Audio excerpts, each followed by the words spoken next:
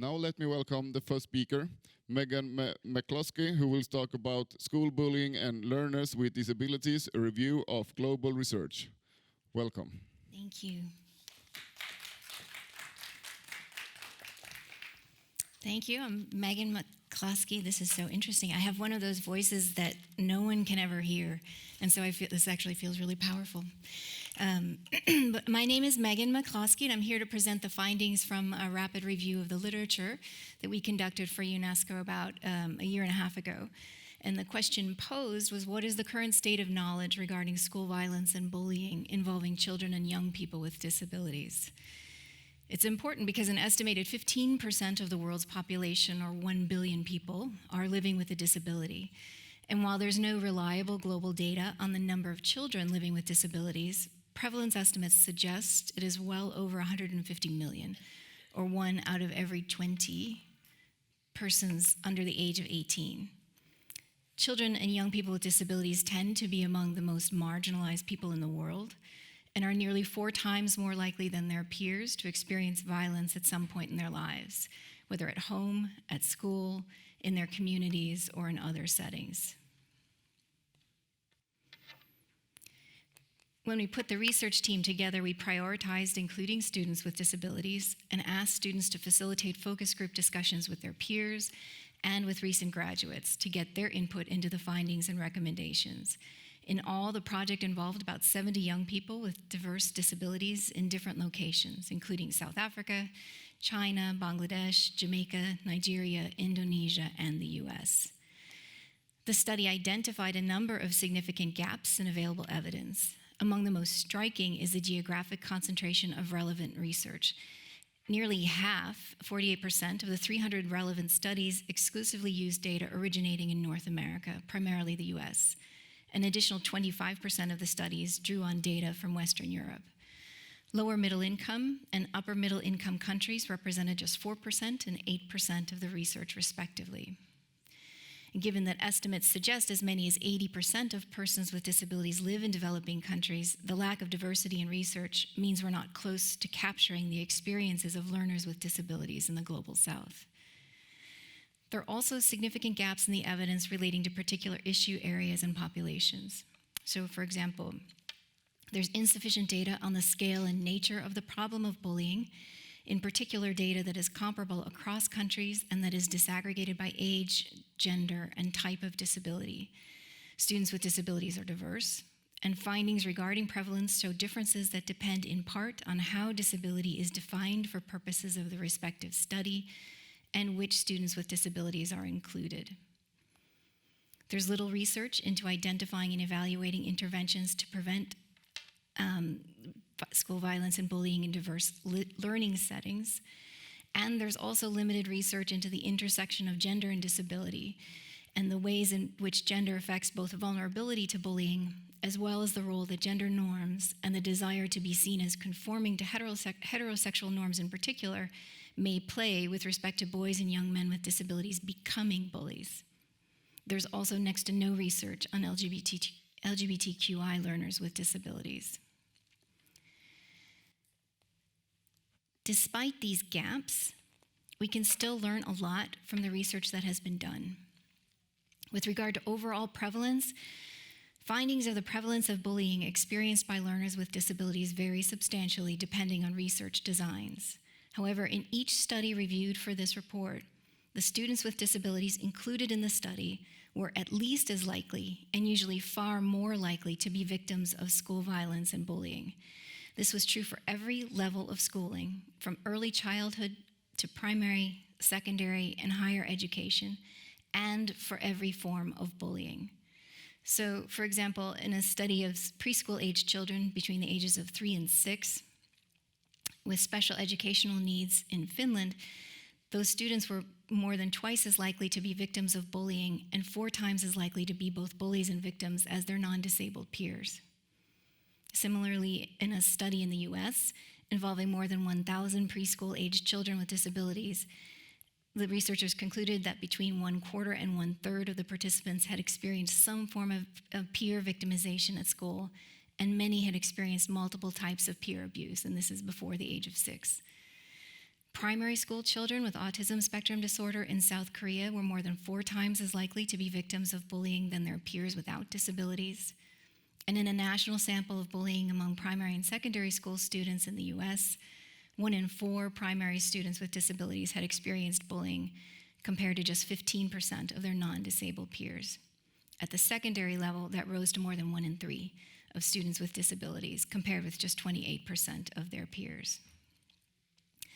While there is little comparative data for learners in higher education, university students in South Africa, China, Indonesia, and the United States that participated in focus groups as part of this study reported multiple instances of bullying on their respective campuses, from both peers and faculty questioning their ability to keep up, to refusals to permit or approve necessary accommodations and exclusion from social activities.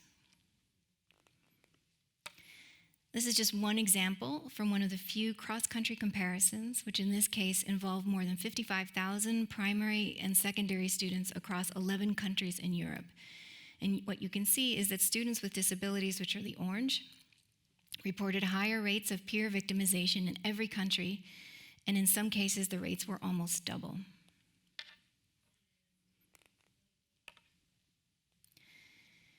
Although the majority of research tends to focus on learners with disabilities as victims of bullying, there is some evidence that students with disabilities are overrepresented among both bullies and bully victims. In a study involving more than 1,000 fifth grade students in the US, the researchers found that American fifth grade boys with disabilities were 3 times, and fifth grade girls with disabilities were nearly 5 times more likely to be perpetrators and victims of bullying than boys and girls without disabilities, but were no more likely to be bullies absent previous victimization. The researchers concluded that students with disabilities may become bullies as a learned or defensive response to being bullied themselves. The study also sought to identify factors that research indicates may increase the risk of bullying. There are few comparative studies that analyze students' involvement with school violence and bullying and disaggregate by disability type. However, studies that do examine the prevalence of violence and bullying among students with particular disability types find higher rates of victimization among students with disabilities than without across all types.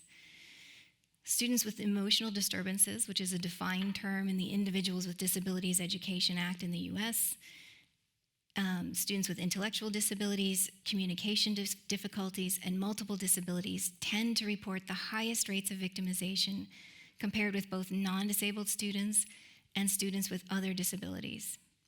In one national assessment of the prevalence of bullying victimization among students with disabilities in the US, which measured rates at elementary, which is grades 1 to 5, middle, which is grades 6 to 8, and secondary school levels, and compared students with different disability types, researchers found that students with emotional disturbances were bullied at a significantly higher rate than the overall victimization rate for students with disabilities at all levels of schooling. And at secondary level, they were the only group with a higher rate of victimization than the overall rate for students with disabilities. They also found that the risk of repeated victimization varied by disability type, with students with autism in elementary and middle school at greatest risk, while at the secondary level, students with orthopedic impairments were most at risk relative to other students with disabilities.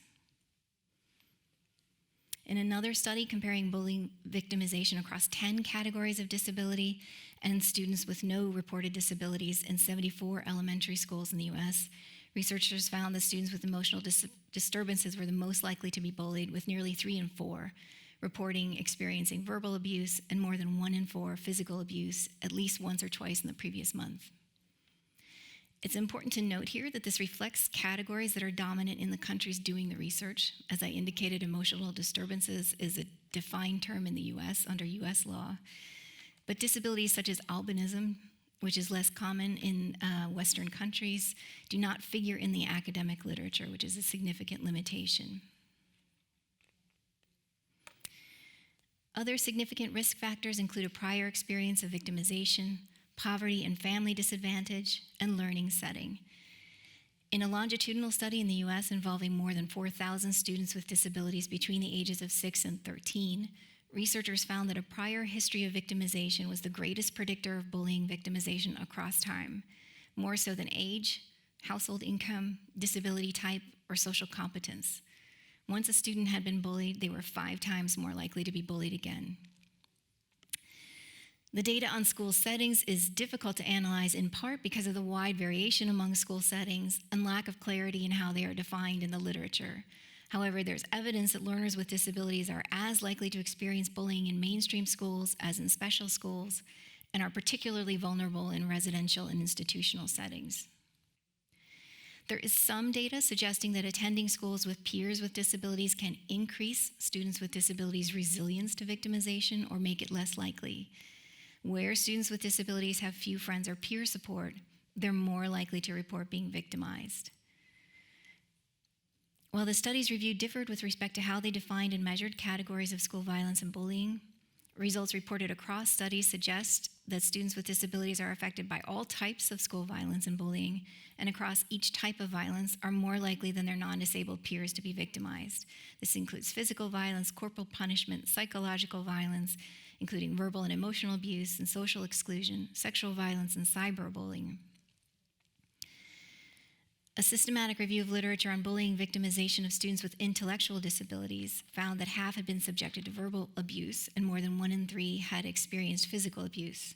Similarly, a systematic review and meta-analysis of bullying involvement of children with and without chronic illness and or physical or sensory disability concluded that children with chronic illness and disability were more likely than their non-disabled peers to be bullied at all, and more likely to be victims of each category of school violence and bullying measured. Children whose conditions were visible were the most likely to be bullied. Bullying often targets the particular impairment or disability. Focus group participants in China reported bullying that focused on how they moved or walked, with students imitating them or intentionally targeting their impairment. So for example, Fei Fei, a young woman with autism and challenges with motor coordination, described her peers bullying her by taking her belongings and running, then stopping, waiting for her to try to catch up, and running again. She said, "I could never catch up in this way." Bullying in school can have significant consequences and impede learners with disabilities' access to education. We heard in the focus groups that in some cases, parents were reluctant to send their children to school for fear they would be bullied, and in other cases that bullying at the hands of teachers and fellow students so undermined students' confidence and experience at school that they dropped out or were consistently absent. One of our focus group participants noted that bullying in school is particularly significant because it gets at another part of you. It gets at your abilities, and it tells you, where you do and do not belong, what you can and cannot do. UNESCO has developed a framework, the Whole Education Approach, which captures the key areas of intervention required to prevent and address school violence and bullying. To ensure that the whole education approach is also effective for learners with disabilities, each area of intervention or component of the framework should incorporate the principles of inclusive education and be sensitive to the needs of children and young people living with disabilities.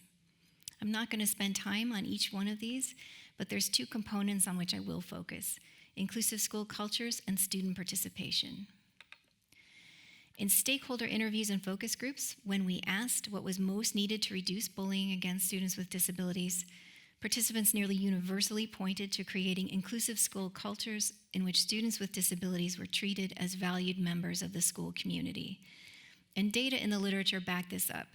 Some studies have shown that where teachers encourage students with and without disabilities to play together, students with disabilities are less likely to be bullied. Where schools are also strict about responding to bullying and intervening, students with disabilities report better experiences. In one study comparing bullying in deaf schools, researchers found much higher rates of victimization than those among hearing students in mainstream schools.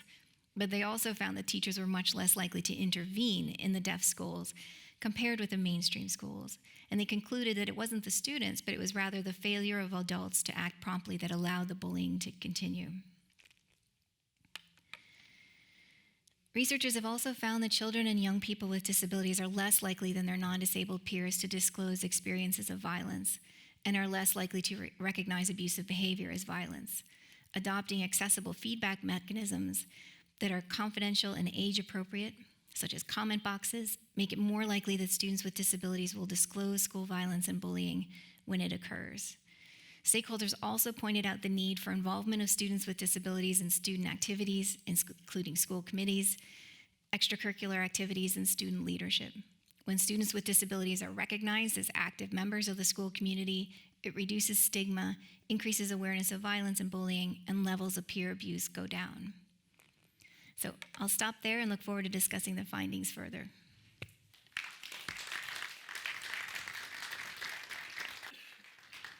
Well, thank you for that, Megan. And as I said earlier, we are one speaker short, so we'll jump directly to speaker number 3. And this session is about a needs assessment on how to integrate attention for LGBTIQ in institutions for vocational education in Europe. Please welcome Peter Dankmeijer.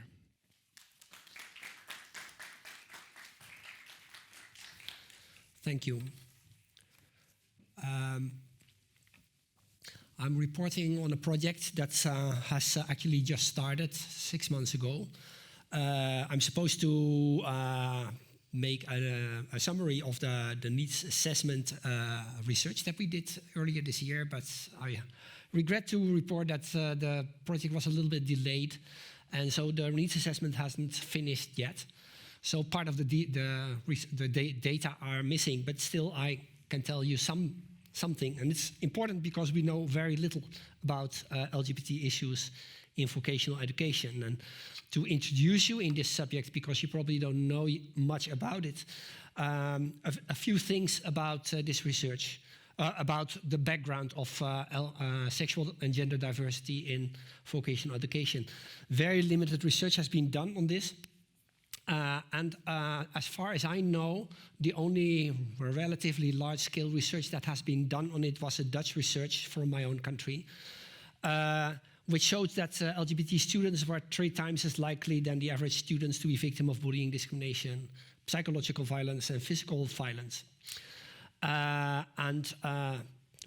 With numbers like 4% have property vandalized, 5% threatened by violence, and being sexually harassed, and between 5 and 25% of the students of the heterosexual cisgender students feel uncomfortable with LGBT students. This is a very large-scale study, the Safety Monitor in vet institutions in the Netherlands. So these are really reliable numbers.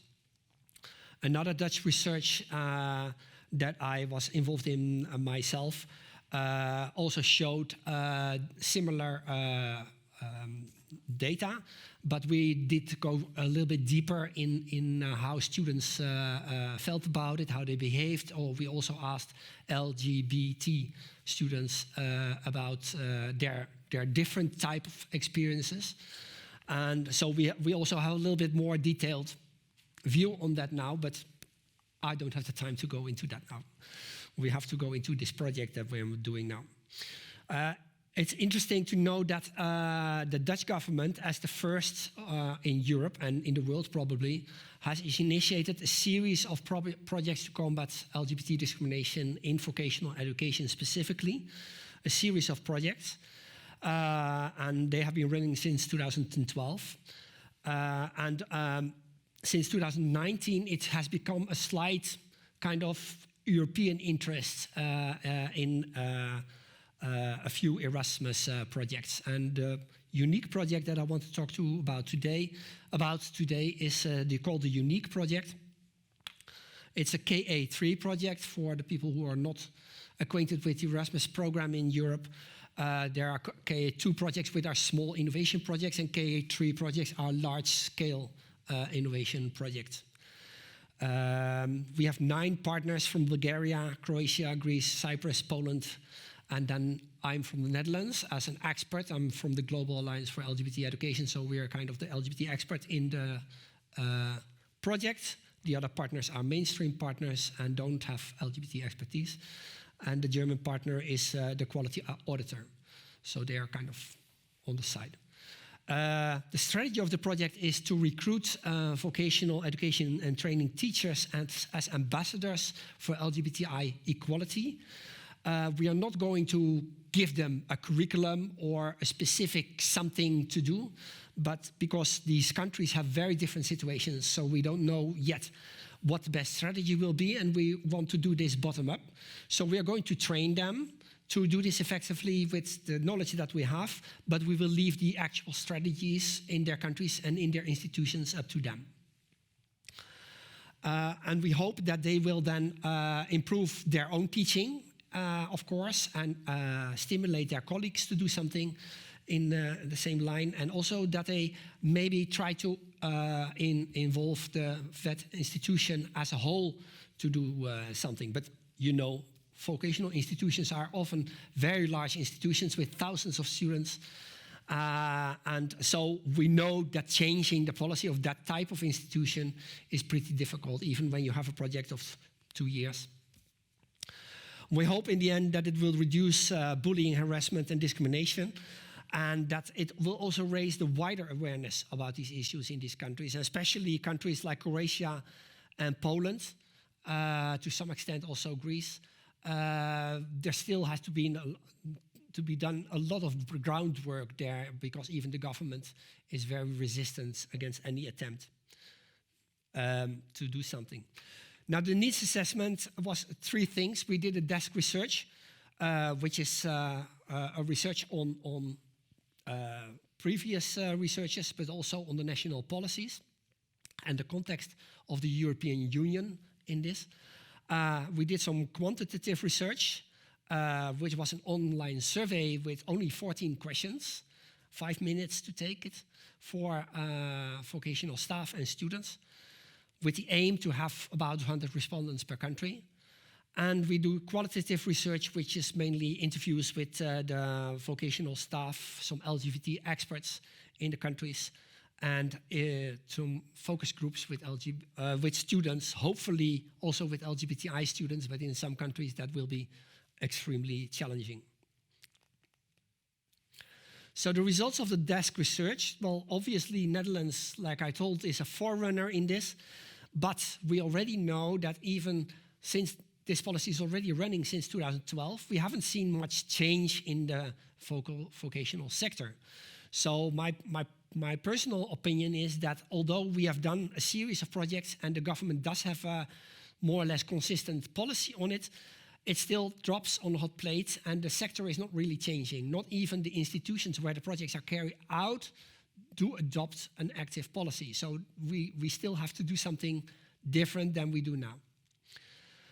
In the Middle European countries, we see that these countries have accessed the European Union about 10 years ago, and this gave them an impetus to do something about equal opportunities, but this did not automatically lead to supportive attitudes by a rather conservative population.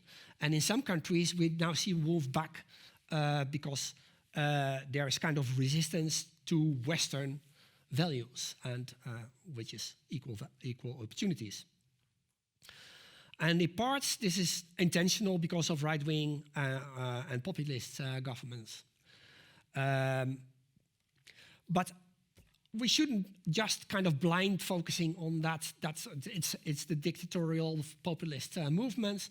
It's also the combination of all kinds of implementation challenges, like conservative attitudes of the population in different areas, in the rural areas more than in the urban areas, in some provinces more than in others, opposition of religious leaders in some countries, neoliberal decentralized policy mechanisms where the government doesn't take responsibility anymore, the local government doesn't take responsibility anymore, they leave everything up to the schools. And they believe that when you put the responsibility as low as possible and leave it to the markets, ideally, that everything will solve itself, and it doesn't.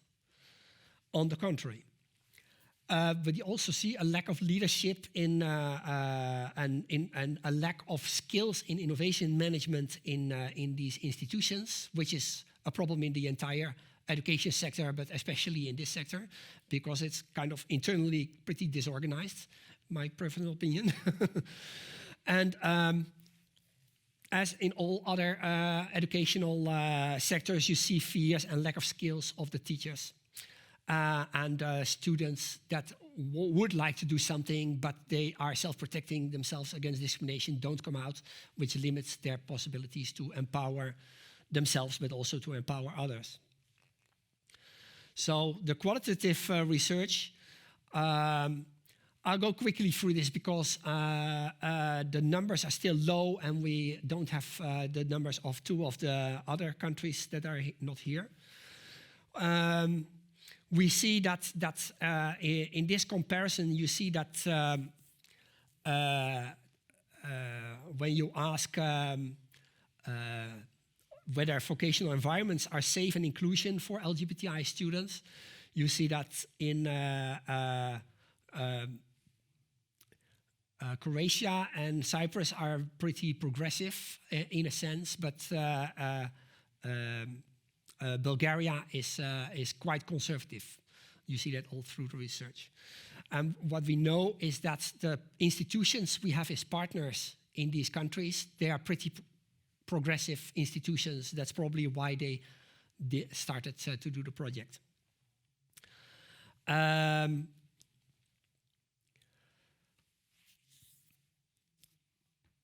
we asked whether the students think that the teachers have enough skills, because we focus on training teachers as ambassadors, so it's very important to assess the level of the skills. And you see that here there's pretty much a disagreement on whether they have that.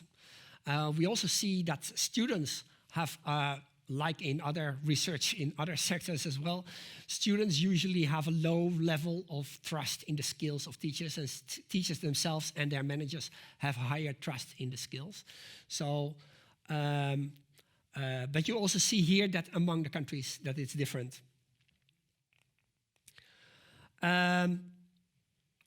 Then we asked for whether there are measures preventing and combating bullying, harassment, and discrimination in, and whether these should be taken.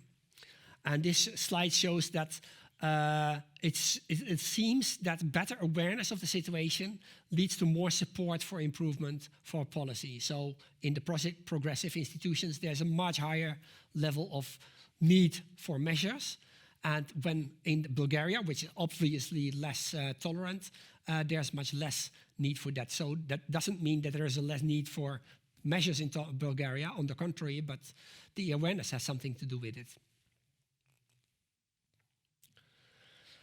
Now, two interesting slides that we asked. We came up with 2, how do you call it, question batteries to measure the level of tolerance or the will to emancipate in teaching and in later skills for students. This is the one for teachers. You see the question battery on the right. So the lowest level that they could score was I refuse to discuss LGBT issues in my courses, and the highest level is I will urge students to take specific needs of LGBTI persons in account. Note that in all countries in Europe, the official goals of vocational education are to be client-friendly and to take the specific needs of the clients into account.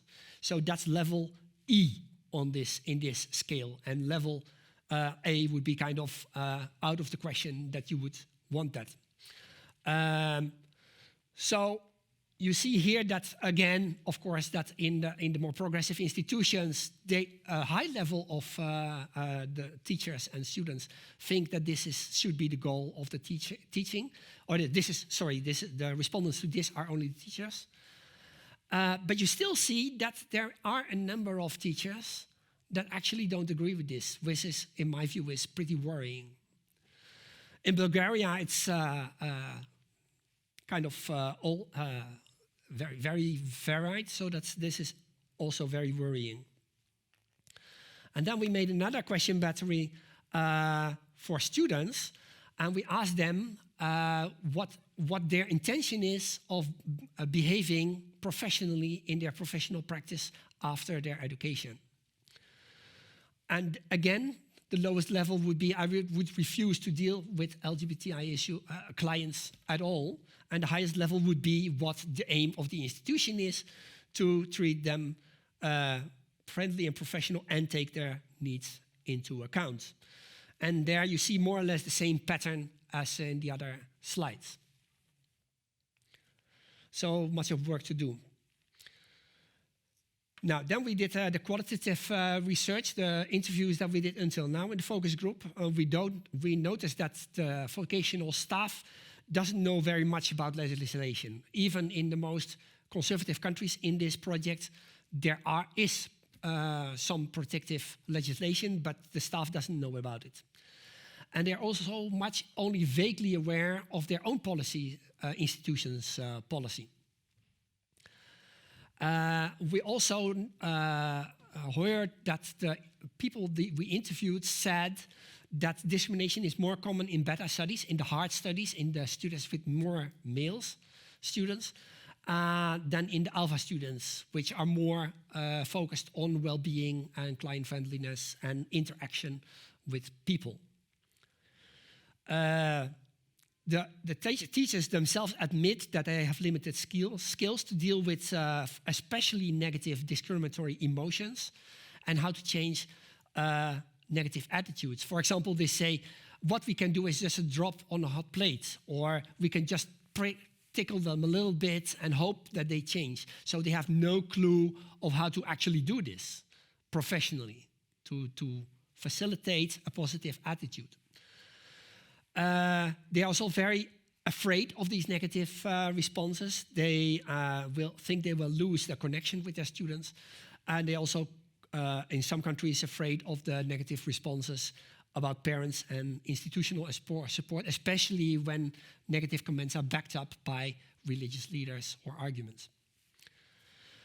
And the negative public opinion on sexual and gender diversity makes teaching about it also challenging. And then some people notice that, or mention that the new Generation Z students may have less social awareness and skills. I don't know if this is a kind of subjective prejudice. But you hear this all the time.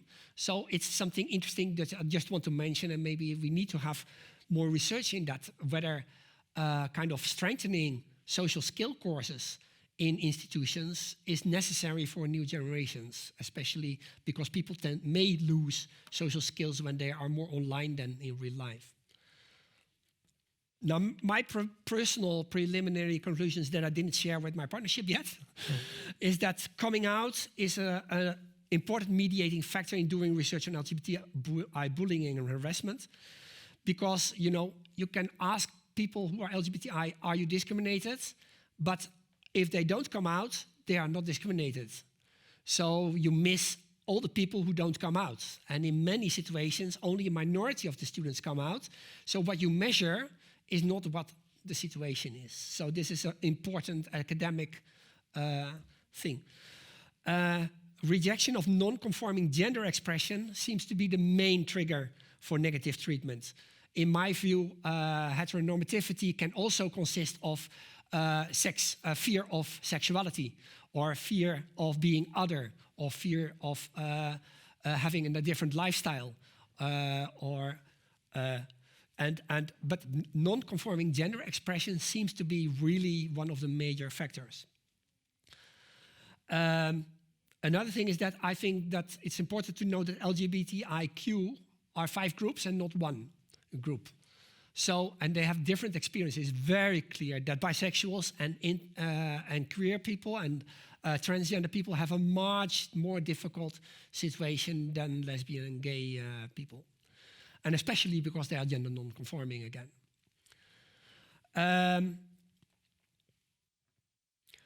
Then it's also good to notice that this is a major problem. The homophobia and transphobia problem is a major problem, but at the same time, there's huge differences between countries. So you cannot it's not simple to make a European policy, and it's not even simple to make a national policy. One other conclusion is that a lot of vocational teachers are like technical teachers. They teach hard skills or hard knowledge, and they don't want to teach emotional intelligence. So this is a challenge.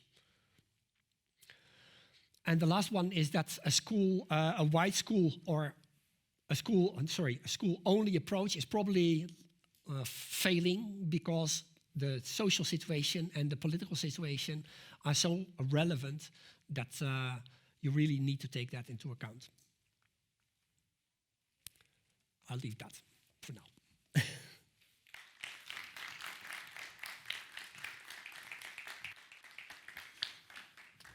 Well, thank you, Peter. And I remind you to send your questions in if you have any questions or thoughts. Maybe we can get the QR code up on the screen again. Thank you. We got a question here without any name, but I think it is for you, Peter. And here it comes. We are talking about teachers, but what about all the other people who work at school? Are all employees included in this work? In this research, we encourage teachers and students to fill in the questionnaire. And we didn't focus very much on the other personnel. In other projects that I did before in the Netherlands, we also focused on other personnel. And especially on the people who were involved in care, because vocational institutions often have a special department for student support and for career counseling. So these people are really important because they are often the innovators within the institution. So we had a special focus on them as well. We got another question for you, Peter. What specific components will be included in the training of the vet teachers? Or will each training be context specific? How will you determine the components of the training? Well, in the first place, this project, the needs assessment is meant to build training. So the training is built partly with my advice, but it's built actually by the other partners. So formally, it's a question that I cannot answer. But I have done a lot of international and local projects on this area. And maybe I can tell something about the trainings that I already did and have been shown to be effective. The training that we advocate as GALE is that discrimination it's not about LGBT, really. It's about negative emotions that you feel when people do not behave to your expectations, or like Mrs. Sundergaard said yesterday, to the norms. That the expectations are translated into norms. And this is what we call the norm of heterosexuality, or the heteronormativity. But it's also actually wider. It's, for example, what you were telling about handicapped people and probably migrants and other, black minorities and that sort of thing. If you don't behave to the kind of a certain norm in a certain group or in a society, then you are kicked out. And then you get a negative emotion. You get people who kick you out have a negative emotion towards you as a minority because you are different from them. And they don't want to feel this insecurity of diversity. So they try to kick out other people because they're insecure. They're not there because they're mean, but because they're insecure. So the first response is a fight or flight response. They get aggressive, or they silence you. Fight or flight response, and that translates in an attitude, which is kind of a hardened form of a form of frozen emotion, I call it, with on top kind of a chocolate of arguments. I call it a Magnum ice cream. That attitude. And then you get negative behavior. Attitudes lead to negative behaviors. Negative behavior leads to stereotypes. Negative stereotypes reinforce the norm and the negative emotion. So you get a kind of circle. And what we do is, I'm now explaining something in 2 minutes of what I do in a whole day training. And then what we do is train teachers to recognize this circle of exclusion, and especially to notice that the negative emotion and how to handle it, and how to integrate the handling of the emotion and the negative attitudes, how to change these attitudes, how to integrate that in your institution, in the curriculum, but also in the behavioral code, in the policy, in the images, in the way you build the building. So everything has to do with it. And we do role play, especially with teachers, to train them how to treat these negative emotions. When somebody says to you, "You filthy gay, you should be thrown off a building," because that's in the Quran. It's not in the Quran, but anyway, you are frightened like as hell as a teacher. But what do? You have a fight or flight response, they have a fight or flight response, and how do you deal with that without getting into a ping-pong game or retracting? So that's what we do in the training. You need to do it through, yes, sorry. For both of you. In Denmark, we believe that students are bullied with their handicap or sexuality, not because they have a disability or belong to the Lgbt community. What do you think of that? So they say that we are bullied with a handicap or not, and not because a handicap. Megan, what do you think about that? I think I heard that for the first time yesterday, and I think, it's an interesting. It's an interesting question, I guess. I don't necessarily know that it's supported by the research, particularly given that so often the research shows that bullying is actually targeting particular impairments. In other words, people are teased about the thing that is disabling. So, for example, I was talking about some of the focus groups in China where students were bullied because they couldn't, or about the fact that they couldn't walk. And so the impairment itself played a significant role in the bullying. Would they have been bullied without the disability? It's hard to know. And so I'm not kind of sure how to answer that.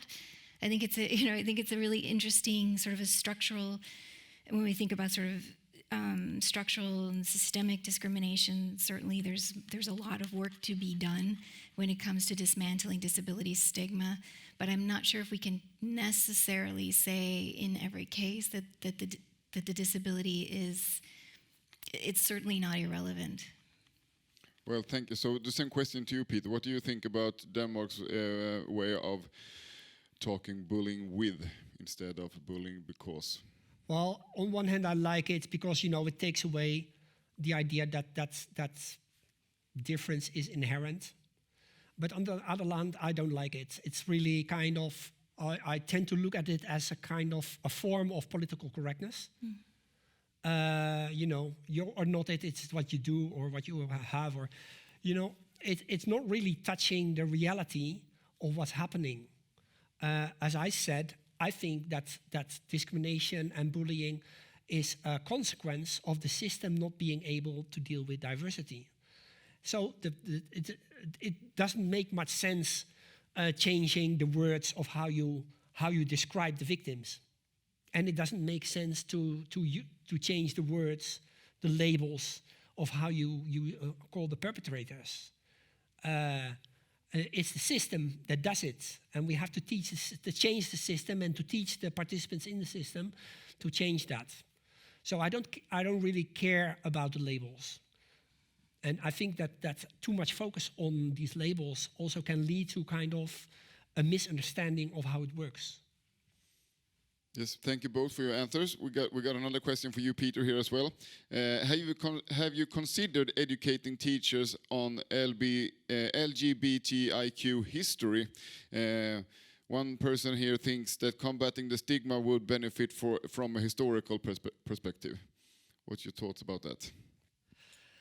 I really like that question because I've been thinking about that for a long time, because I originally was trained as a history teacher, so I'm fascinated by history. And of course, because I'm gay as well, so I'm fascinated by LGBTI history as well. But I didn't manage to get a project on it yet. And there's also, there's a kind of dilemma, because the way I look at discrimination is different than the LGBTI movement does. The LGBT movement wants representation. And for example, in England and America, you have now something called LGBTI History Month. And that's 1 month where they ask history teachers to give attention to famous LGBT people in history. And among academics, there's a kind of difference of opinion whether you could call, for example, Alexander the Great if he was bisexual or if he was kind of doing what any Greek did at the time. So the word homosexuality didn't exist at the time, and it was a behavior. So this is a different, calling him bisexual or even gay is a bit strange in academic historical terms. So I would like a project where we study that and where we kind of, how do you call that in English? Deconstruct these expectations. But the difficulty of making a project on it is that the LGBT movement doesn't want that. They want role models to look up to. And that's something, as a historian, I object to any falsifying history that way. Megan, a question for you. After your review on this global research, what is your next step from here? Oh, that's such a good question. Yeah. So we presented UNESCO with a long list of research ideas because what this was sort of a kind of a baseline study in a way of sort of seeing where we are. I think one of the things that I think would be really really important, and to your point, Peter, actually as well, is to really look at gender norms and the intersection with gender norms and disability, and both as relating to vulnerability to violence, but also as a cause of violence. So, for example, there's a number of studies so young men with disabilities, becoming sexual harassers and committing sexual violence or sexual assault, in part as a way of claiming masculinity, and so responding to sort of the sort of gender norms that would ascribe to them sort of a femininity that attaches to disability and so on. And so thinking about if the goal is to reduce violence and to reduce bullying, really sort of diving into the idea, the ways in which gender implicates both sides of that issue, I think is a really important area of research. I also think that LGBTIQ students with disabilities, there's next to no, whether it's research, qualitative in particular, getting their voices out there and trying to understand the nature of bullying that they may be subjected to, and vulnerability and so on. So we had a long list actually of different research ideas. We'll see. Thank you. We got some time left, and I think maybe this will be the last question, and it's for you, Peter. I know here we got actually a lot of questions in here, and but the last one, Peter, since we all are essentially attempting a norm change, are European-wide programs designed to be sensitive to the culture and social context within which they are implemented, or are they designed to be implemented in the same way across all European countries? Well, obviously not. And I don't think programs can be universally implemented. But I do get a lot of questions, especially when it's in the area of homophobia. Should we focus on homophobia specifically? Or should we focus more on kind of safety and bullying in general? And I'm sure that these questions are also asked in other diversities, but I think that's especially important relating to homophobia because people don't want to talk about homophobia. They're kind of much more eager to talk about racism or maybe handicap, but homophobia is something that they really don't want to talk about. I think that they are so kind of entangled that it's actually one big complex. So I think you'll have to look at the big picture as well as the specific issue. And when we are talking about bullying, I think that there are a number of universal values and perspective and starting points that we really need to kind of starting to take for granted. later today, I will do a workshop on an attempt to make a certification for anti-bullying policy in schools. And we tried to make a number of rules of what is a quality anti-bullying policy. You know, like the European Energy Label, and so that you could kind of assess where a school is, A or D, or A++.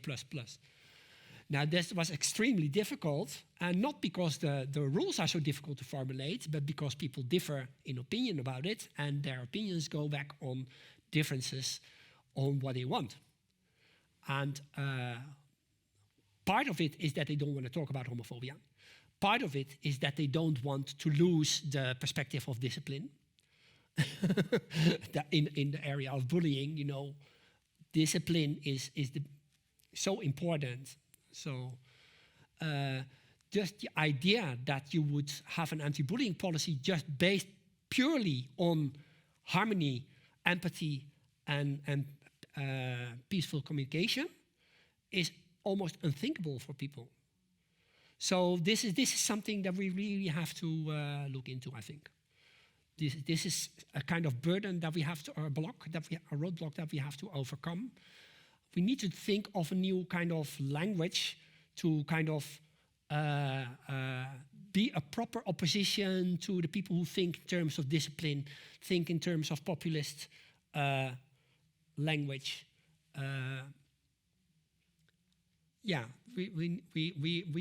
The progressive movement, we have to realize that anti-bullying is not a neutral thing. It's a progressive movement, and we need to take that stance, and we need to find a language that is kind of offering a proper counterweight to the right-wing movement that we see nowadays. Well, thank you, and thank you all for coming here today. Our time is up, and special thanks to Peter and Megan, of course. And I think it's now time for some